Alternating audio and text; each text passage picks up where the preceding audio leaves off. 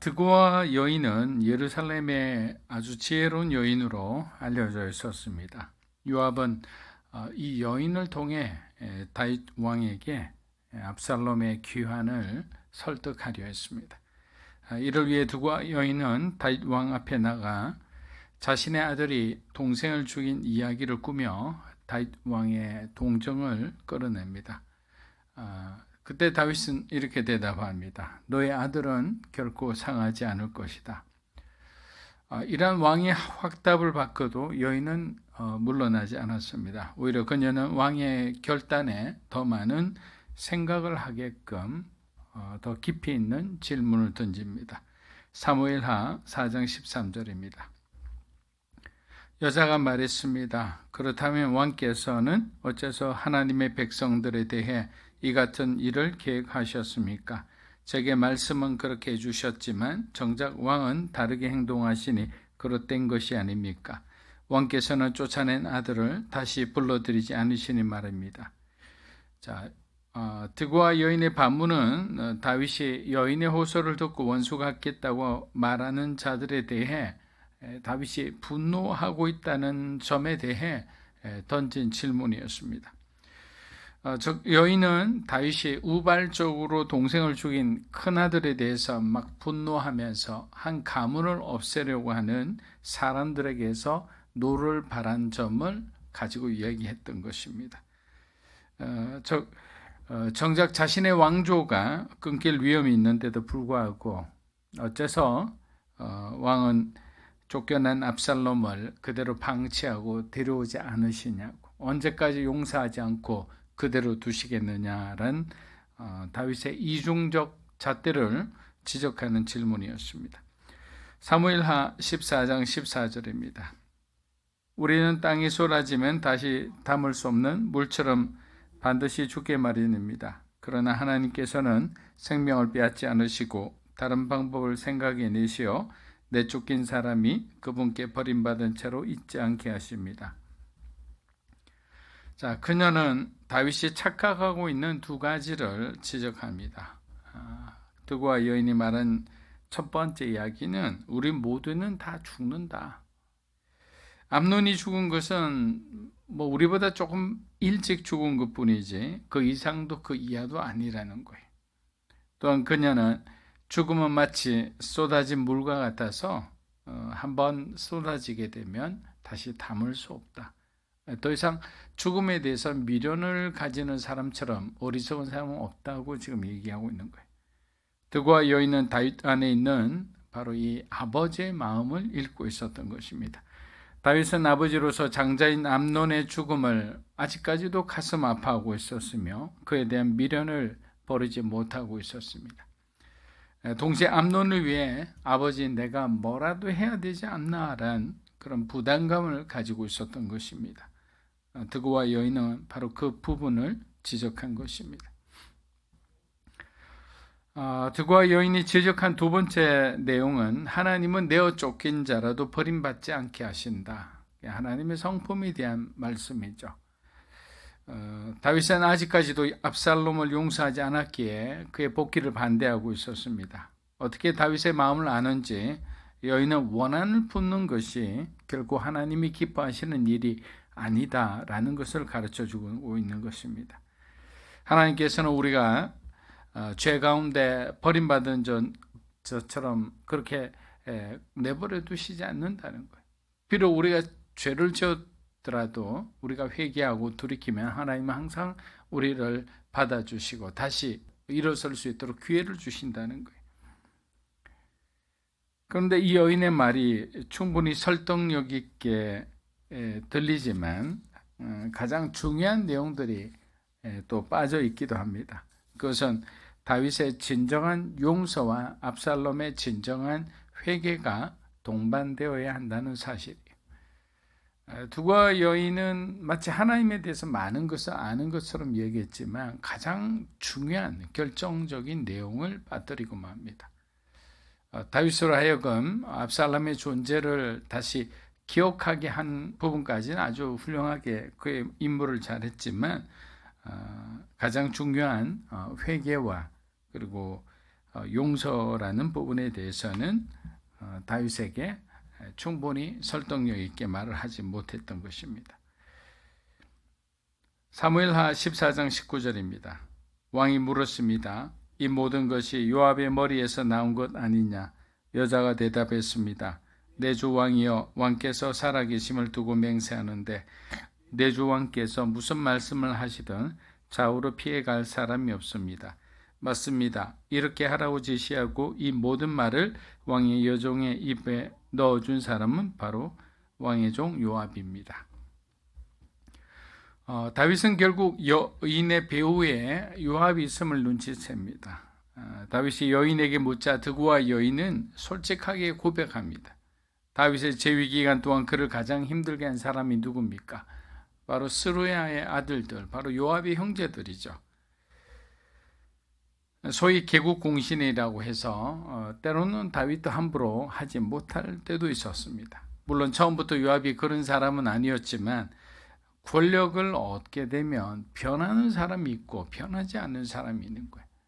그래서 여러분들이 뭔가 일을 할 때 파트너를 구한다면 힘을 얻게 되면 영향력을 가지게 되었을 때 변하지 않는 사람을 구하기 위해 기도해야 되는 거예요. 근데 이런 것은 우리가 사람을 이렇게 잘 분별하는 사람이 있다는 말도 있지만 사실 그것은 반은 맞고 반은 틀리죠. 경험으로, 많은 경험으로 어느 정도 사람들과 대화를 하다 보면 이런 유의 사람이 있구나라고 이렇게 판단은 할 수 있으나 진짜 저 사람 마음속에 있는 것은 하나님만이 아시는 거죠. 그래서 기도해야 여러분의 평생의 동역자를 우리가 만날 수 있는 것입니다. 그렇다면 요압이 이렇게 한 행동의 원인은 무엇일까? 왜 압살롬을 데리고 오려고 했을까? 첫째는 다윗 안에 있는 압살롬에 대한 또 그리움 역시, 그러니까 애정이 있는 거죠. 사랑과 동시에 또 그의 잘못에 대한 아주 극한의 미움. 근데 이것이 막 비빔밥처럼 되니까 나중에 어떤 형태의 감정으로 바뀌느냐 하면 그냥 그리움인 거예요. 그래도 이 녀석도 잘난 자식이고 또 자기 여동생 다말이 그렇게 당하고 왔는데 그걸 참는 또 사람이 오빠가 또 어디 있겠느냐 뭐 이런 생각을 하다 보면 또 압살롬이 좀 불쌍해 보이고 뭐 그런 감정의 어떤 급격한 변화가 아닐까 생각해 봅니다. 둘째로는 요압이 보기에는 왕자들 중 압살롬이 바로 다윗 다음에 왕을 이을 제목으로 보았기 때문에, 그럼 여기서 우리가 좀 초점을 맞춰야 되는 것은 요압이 왜 이렇게 자기가 어떤 정치적 위험을 무릅쓰고 다윗에게 계속 이렇게 들이대고 있을까요? 요압은 자신의 가문이 다윗 다음에 그 자녀에 대해 가서도 계속 부귀영화를 누리고 싶었던 거예요. 권세를 누리고 싶었던 거예요. 그래서 자기가 압살롬을 이곳에 데리고 왔다라고 압살롬에게 그렇게 주장하고 싶었던 거예요. 그리고 그때부터 이제 압살롬과 정치적 동맹을 맺어서 이제 다윗 이후의 이스라엘에 대해서 함께 뭔가 큰 그림을 구상하고 싶었던 거예요. 그냥 선한 마음으로 그런 게 아니에요. 다윗을 위해서도 아니고 압살롬을 위해서도 아니고 요압 자신을 위해서 한 행동이다, 이렇게 우리가 알 수 있습니다. 왜냐하면 그는 지금의 어떤 판세를 또 이 지금의 어떤 상황을 하나님의 어떤 관점으로 보지 않았어요. 그가 기도했다는 말은 성경에 나오지를 않아요. 기도하지 않고 무릎 꿇지 않고 어떻게 그가 하나님이 원하시는 그런 선택과 그런 결정을 할 수 있겠습니까? 사무엘하 14장 21에서 22절입니다. 왕이 요압에게 말했습니다. 좋다, 내가 이 일을 허락할 것이니 가서 젊은 압살롬을 데려오느라. 그러자 요압은 얼굴을 땅에 대고 절하고는 왕을 위해 복을 빌며 말했습니다. 내 주 왕이시여, 왕께서 종의 청을 들어주시는 것을 보니 종이 왕의 은총을 받은 것을 오늘에야 알겠습니다. 자, 다윗은 드고와 여인의 말을 듣고 압살롬을 부르기로 합니다. 요압에게 압살롬을 데리고 오라고 하자 조마조마 다윗의 입만 쳐다보던 요압이 막 감격을 해서 소위 오버 액션을 합니다. 여러분, 말이 많으면 결국에는 우리가 실수를 하게 되는 거예요. 그래서 때로는 너무 말을 많이 안 하는 게 좋아요. 특히 어떤 중요한 어떤 회의나 어떤 중요한 사람들과의 만남에서는 말을 아끼는 것, 또 말을 삼가하는 것. 그렇다고 해야 될 말, 용기가 필요한 그런 말들을 또 안 해서는 안 되죠. 아무튼 굉장히 우리 말에는 지혜가 필요하다. 그리고 감정적인 사람은 실수하기가 쉬워요. 이 사람이 뭐라고 했냐면 종이 왕의 은총을 받은 것을 오늘에야 알겠습니다. 오늘에야. 그럼 예전에는 몰랐나요? 그동안 계속 요압에게 얼마나 많은 은혜를 내렸는데 그것을 다 기억 안 하고 오늘 이 말을 딱 들어줬다고 막 오늘에야 왕의 은총을 받은 것을 알겠습니다. 이렇게 하는 거 겸손이 아니라 어리석음이에요. 그동안 자신의 의도대로 다윗의 명을 어기면서까지 행동했던 요압이 아닙니까? 그래서 지도자는 사람을 잘 분별해야 된다. 이것은 100번, 200번 강조해도 중요한 겁니다. 여러분, 아첨하는 사람을 왜 가까이 두느냐고 여러분 이해 안 되는 그런 부분들이 있을 거예요. 어떻게 저렇게 지혜롭고 똑똑한 사람이 아첨하는 사람을 저렇게 멀리하지 못할까? 근데 여러분 진짜 리더십의 자리에 있으면 아첨하는 사람이 잘 보이지가 않아요. 그냥 리더의 마음을 잘 이해해 주는 사람이라고 생각하기 쉬워요. 저 사람은 아첨하는 사람은 그 리더가 어떤 상황에 있는가를 잘 살피는 사람이에요. 이 요압처럼 압살롬에 대한 그리움이 있구나 이런 걸 잘 아는 거예요. 그러니까 그때마다 살살살살 가려운 부분을 긁어주니까 리더의 입장에서는 이 사람은 참 내게 없어서는 안 되는 내 마음의 어떤 공허함을 이렇게 채워주는 사람이다 이렇게 생각하는 거예요. 그래서 끼어 있어야 됩니다. 그렇지 않으면 정말 사람 잘못 두어서 공동체가 한순간에 무너지게 되는 거예요. 어쨌든 다윗이 압살롬을 품기로 한 점은 칭찬할 만합니다. 예수님께서도 70번에 7번씩이라도 용서하라, 오른뺨을 맞으면 왼뺨을 들이대라 등 용서와 관용에 대한 말씀을 많이 하셨습니다. 여러분, 이것은 무조건적인 사랑과 용서를 의미합니다. 근데 여러분, 여기서 보면 제가 예전에도 한번 말씀드렸는데 오른뺨을 맞으려면 어떻게 하면 오른뺨을 맞을 수 있을까요? 그래서 좀 자료를 찾아보니까 전 세계적으로 오른손잡이가 90%고 왼손잡이가 10%밖에 안 된다고 합니다. 그럼 대부분 성경이 이렇게 얘기한 거는 왼손잡이를 대상으로 한 얘기는 아닐 거예요. 오른손잡이겠죠. 그러면 오른손잡이의 오른뺨이 저의 오른뺨을 때리기 위해서는 오른손의 오른뺨을 때리기 위해서는 어떻게 되나요? 뒤에서 때리거나 아니면 이런 식으로 아주 경멸하듯 때려야 합니다. 그러니까 여기서 말하는 이 용서라는 것은 우리가 생각할 수 없는 차원의 그 용서인 거예요. 내가 할 수 없는 단계의 용서예요. 그래서 하나님께서 내 마음 가운데 오셔서 주의 사랑으로 충만하게 채워주셔서 그 사랑으로 내가 나를 힘들게 했던 사람을 용서할 수 있게 되는 거예요. 지금 인간이 가진 내가 가진 사랑으로는 불과해요. 왜? 나를 이렇게 경멸하듯 때린 사람이잖아요. 나와 약속을 하고 같은 길을 가기로 해놓고 뒤에 와서 이렇게 딱 때린 사람이잖아요. 이런 사람은 어떻게 용서해요?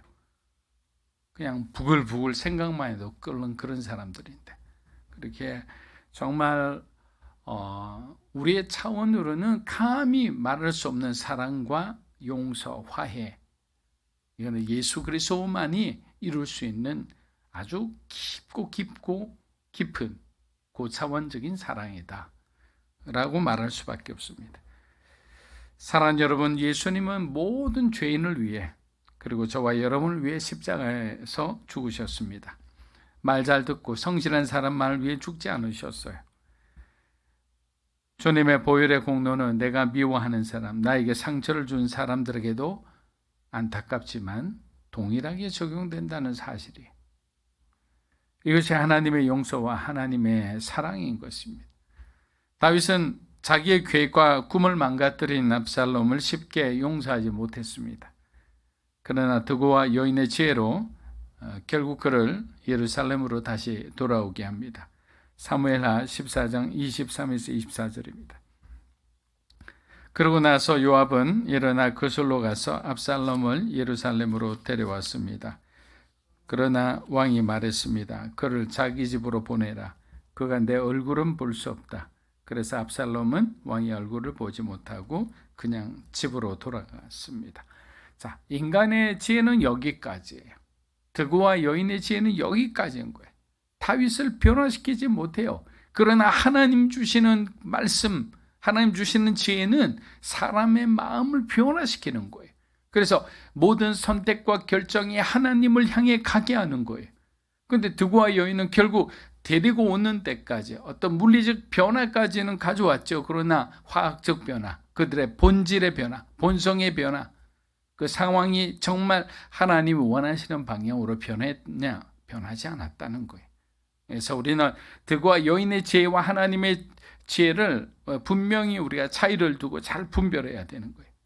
유진 피터슨 목사님은 지금의 상황을 이렇게 요약해서 표현합니다. 죄는 죄를 키운다. 다말 강간 사건은 암논 살해 사건으로 키워졌고, 암논 살해 사건은 다윗의 무정한 행동을 키웠다. 압살롬은 암논의 죄에 죄로서 반응했고, 다윗 역시 압살롬의 죄에 죄로서 반응했다. 압살롬은 암논을 죽임으로 그를 제거했고, 다윗은 압살롬을 멀리함으로써 그를 제거했다. 다윗은 압살롬의 죄 때문에 아들 암논을 잃었고, 자신의 죄 때문에 아들 압살롬을 잃었다. 충분히 이해가 되는 그런 표현이라 생각합니다. 아버지로부터 부름받지 못하고 예루살렘에 갇혀 있는 압살롬의 속은 타들어만 가죠. 여기 2년인가 3년 동안 다윗이 압살롬을 만나주지 않았어요. 왜 그렇게 냉정하게 그를 대했을까요?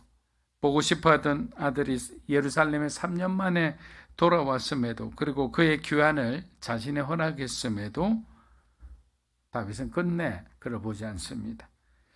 어떤 신학자는 이 상황을 이렇게 표현합니다. 다윗은 압살롬을 미워했지만 정작 압살롬을 미워한 것이 아니라 그 속에 있는 자신의 모습을 미워했다. 다윗은 그 모습과 직면하기 싫었던 것이다. 자, 압살롬의 모습 속에서 자신의 모습이 들어있다라는 거예요. 그런 모습과 직면하기 싫어서 다윗은 오히려 압살롬을 회피했다. 과거의 자기의 모습을 보기 싫었다. 이렇게 얘기할 수 있겠죠. 이유가 어떻게 되었던 다윗은 과거 자신이 간음죄와 살인죄에서 하나님께 용서받은 은혜는 깡그리 잊어먹은 듯합니다. 자신의 죄에 대해서는 하나씩 관대하고 유연하는 데 비해 자신의 아들 압살롬에게 대해서는 아주 잔인할 정도로 고집스러운 그의 완고함이 결국 아주 큰 인생의 대가를 지불하게 됩니다. 사랑하는 여러분, 다윗은 아버지의 마음은 압살롬을 예루살렘으로 복귀시켰으나 다윗의 완고함은 결국 압살롬의 반역으로 이어지는 큰 충동을 야기하고 말았습니다. 다윗 역시 중요한 결정을 할 때는 하나님께 기도해야 합니다. 압살롬을 향한 하나님의 뜻을 물었어야 돼요. 근데 묻지 않았어요. 결국 이런 이제 아주 큰 압살롬의 반역으로 이어지게 되는 거예요. 여러분, 이것은 용서가 아닙니다. 하나님께서 우리를 조건적으로 용서하신다면 그 누가 살아남을 수 있겠습니까? 항상 자기 의와 자기 연민의 감정을 다 빼고 주님의 음성을 듣는 저와 여러분이 되시기를 주의 이름으로 축복합니다. 아멘.